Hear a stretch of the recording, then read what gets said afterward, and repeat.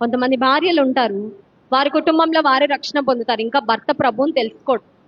నువ్వు ప్రార్థన చేసుకోలే, నన్ను మాత్రం ప్రార్థనకి రమ్మని అనకు. నువ్వు వాక్యం చదువుకోలే, నన్ను మాత్రం చదవమని.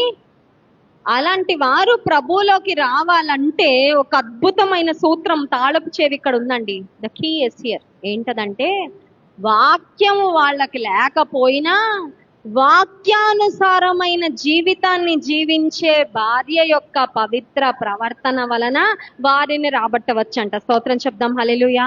అంటే సింపుల్ గా చెప్పాలంటే, మనం సరిగ్గా బ్రతికితే, వాక్యమును జీవిస్తే, వాక్యమును ప్రతిబింబిస్తే, వాక్యమును అనుసరిస్తే, రక్షణ లేని నీ భర్తను, రక్షణ లేని నీ బిడ్డలను, రక్షణ లేని నీ తల్లిదండ్రులను, నీ కుటుంబాన్ని, నీ స్నేహితులను ప్రభు కొరకు నీవు ప్రభావితము చేయగలము.